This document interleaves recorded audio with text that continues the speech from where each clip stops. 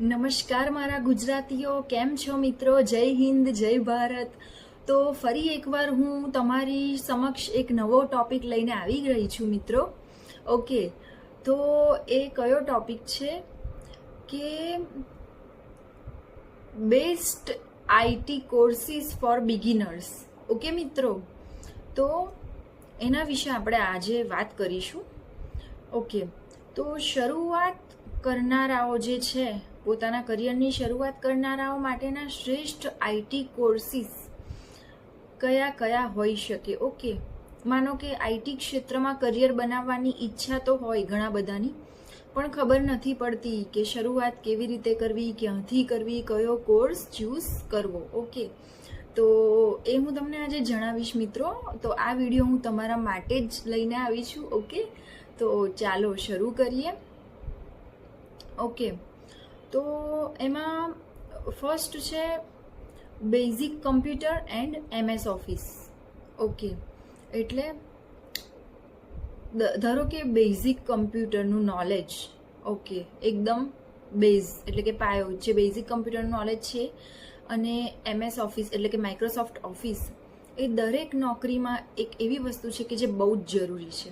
Okay મિત્રો, એટલે કે માઇક્રોસોફ્ટ ઓફિસની અંદર આવે છે માઇક્રોસોફ્ટ વર્ડ, માઇક્રોસોફ્ટ એક્સેલ અને માઇક્રોસોફ્ટ પાવર પોઈન્ટ. ઓકે, જો તમે એ કોર્સ કરી લો છો તો કોઈ પણ ફિલ્ડમાં તમને ઇઝીલી એન્ટ્રી મળી શકે છે.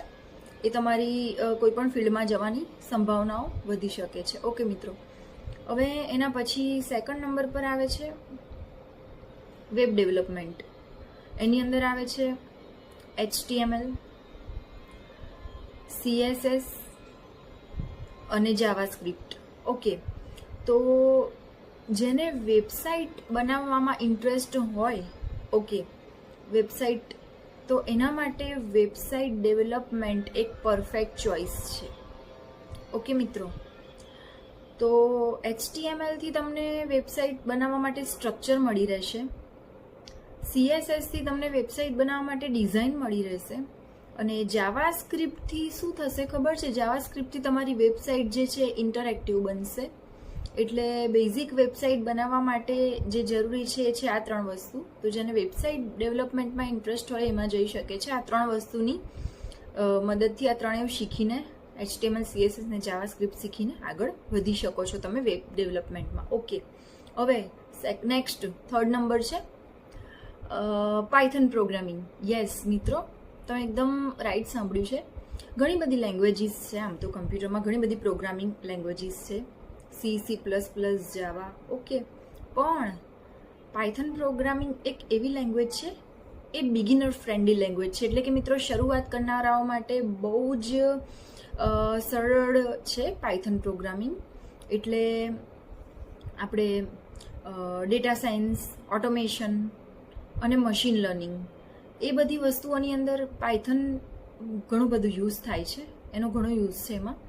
અને તમારે જો કોડિંગમાં ઇન્ટરેસ્ટ હોય, તો તમે કોડિંગ કરવાનું તમને ગમતું હોય, તો તમે પાયથન પ્રોગ્રામિંગ એ તમારા માટે એક બેસ્ટ ચોઇસ છે મિત્રો. તો એ તમે શરૂઆતથી જ તમે કોડિંગ શીખી જશો એમાં પાયથનમાં. અને પાયથનનું જે કોડિંગ છે એ બહુ જ ઇઝી અને પાવરફુલ પડશે બીજી લેંગ્વેજીસ કરતાં. ઓકે, એટલે એ એકદમ ઇઝી લેંગ્વેજ છે પાયથન. ઓકે મિત્રો, હવે નેક્સ્ટ છે UI/UX ડિઝાઇન. જી હા મિત્રો, જો તમને કોડિંગમાં રસ નથી તો તમારામાં એવી સ્કિલ છે કે તમે ડિઝાઇનિંગ કરી શકો છો, તમે ક્રિએટિવિટી સ્કિલ્સ પણ ધરાવો છો, તો તમે એમાં સ્ટાર્ટ કરી શકો છો. તો એમાં એપ અને વેબસાઇટનો લેઆઉટ, એનો લુક, એનું યુઝર એક્સપિરિયન્સ કેવું હોવું જોઈએ, એ બધું એની અંદર જરૂર પડે છે ડિઝાઇનિંગની અંદર. એમાં કોડિંગ શીખવાની કોઈ જ જરૂરત નથી મિત્રો. જો તમને કોડિંગમાં રસ નથી તો ગભરાવાની બિલકુલ જરૂર નથી. ડિઝાઇનિંગ એક એવી વસ્તુ છે કે જેમાં કોડિંગ નહીં, પણ માત્ર ક્રિએટિવિટી અને લોજિક જરૂરી છે. એ બે વસ્તુ જો તમને ગમે છે તો તમે એમાં જઈ શકો છો, UI/UX ડિઝાઇનિંગમાં. ઓકે મિત્રો, હવે આવે છે ડિજિટલ માર્કેટિંગ. ઓકે મિત્રો, ડિજિટલ માર્કેટિંગ, જો તમને આઈટી પ્લસ માર્કેટિંગમાં ઇન્ટરેસ્ટ હોય તો ડિજિટલ માર્કેટિંગ કરતાં વધારે સારી તમારા માટે કોઈ ચોઈસ નથી મિત્રો. જી હા, તો ડિજિટલ માર્કેટિંગમાં એસઈઓ એટલે કે સર્ચ એન્જિન ઓપ્ટિમાઇઝેશન, પછી social media marketing, Google ads, એ બધી વસ્તુઓનો સમાવેશ થતો હોય છે. અને આજના સમયમાં દરેક કંપનીને ડિજિટલ એક્સપર્ટ્સની જરૂર હોય જ છે.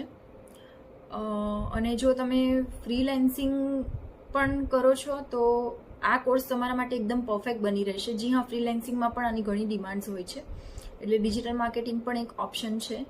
ઓકે, પછી આવે છે 6 નંબર પર ડેટા એનાલિટિક્સ. જી હા, એમાં આવે છે માઇક્રોસોફ્ટ એક્સેલ, એસક્યુએલ અને પાવર બીઆઈ. નંબર્સ સાથે રમવું ગમે છે મિત્રો? જો તમને નંબર્સ સાથે રમવું ગમતું હોય તો ડેટા એનાલિટિક્સ તમારા માટે બેસ્ટ ચોઇસ બની રહેશે. એમાં એક્સેલ, એસક્યુએલ, પાવર બીઆઈ અને ટૂલ્સ એ કંપનીમાં ઘણા જ કામ લાગે છે. અને ડિસિઝન લેવા માટે કંપનીઝ એ વસ્તુઓનો ઘણો યુઝ કરતી હોય છે, એટલે કંપનીઝમાં એની ડિમાન્ડ ખૂબ છે. તો મિત્રો, જો નંબર્સ સાથે રમવું તમને ગમતું હોય તો ડેટા એનાલિટિક્સ પણ તમારા માટે એક સારી ચોઈસ બની શકે છે. પછી મિત્રો, last but not the least 7th number પર આવે છે last, cyber security basics. Yes મિત્રો, તો જ્યારે આજના સમયમાં બધું જ ઓનલાઈન થઈ ચૂક્યું છે ત્યારે સિક્યોરિટી પણ એટલી જ મહત્ત્વપૂર્ણ છે. જી હા, સિક્યોરિટી પણ એટલી જ ઇમ્પોર્ટન્ટ છે. તો એથિકલ હેકિંગ, સાયબર સેફટી, એ બધી વસ્તુઓનું બેઝિક નોલેજ હોવું ઘણું જ જરૂરી છે આજના સમયમાં, કે જેના લીધે ઘણા બધા ફ્રોડ્સ ને બધું પણ વધી ગયું છે. તો એ તમારામાં જો સારું નોલેજ હશે તો એ પણ ઘણું જ યુઝફુલ થઈ રહેશે આજના સમયમાં, કેમ કે એની ડિમાન્ડ પણ કંઈ ઓછી નથી મિત્રો. કેમ કે દરેક માણસને જ સિક્યોરિટીની જરૂરત હોય છે પોતાના કંપનીના ડેટા માટે કે પર્સનલ ડેટા માટે કે વોટેવર. તો એની ડિમાન્ડ પણ ઘણી છે. તો એક એ પણ સારી ચોઈસ છે, તમે એમાં પણ તમારું કરિયર સ્ટ્રોંગ બનાવી શકો છો મિત્રો. ઓકે, તો મિત્રો, આ મેં તમને 7 અલગ અલગ વસ્તુઓ જણાવી છે કે તમે બિગિનર તરીકે પણ, એટલે તમારા કરિયરની શરૂઆતમાં પણ આમાંથી કોઈ પણ એક વસ્તુ ચૂઝ કરી શકો છો તમારી સ્કિલ્સ પ્રમાણે અને તમને જેમાં ઇન્ટરેસ્ટ હોય એ પ્રમાણે. તો આઈટીમાં અનંત ઓપોર્ચ્યુનિટીઝ છે મિત્રો.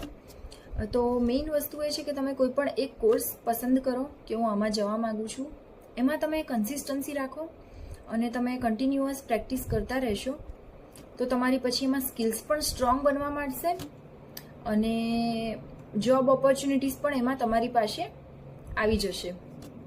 ઓકે મિત્રો, તો આ વિડીયો તમને ઉપયોગી થયો કે નહીં, મારી આપેલી આ માહિતી તમને કેવી લાગી મિત્રો, મને જરૂરથી કમેન્ટમાં જણાવો. તમને કોઈ ક્વેશ્ચન હોય તો પણ તમે કમેન્ટમાં પૂછી શકો છો મિત્રો. અને જો તમને મારો આ વિડીયો ગમ્યો હોય તો લાઈક કરજો અને તમારા મિત્રોને અને સગા સંબંધીઓને પણ શેર કરજો અને સબસ્ક્રાઈબ પણ કરી દેજો મિત્રો.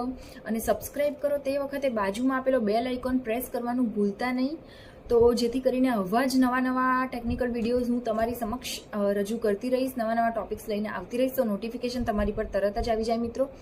ઓકે મિત્રો, થેન્ક યુ. મળીએ આવતા વિડીયોમાં. જય હિન્દ, જય ભારત.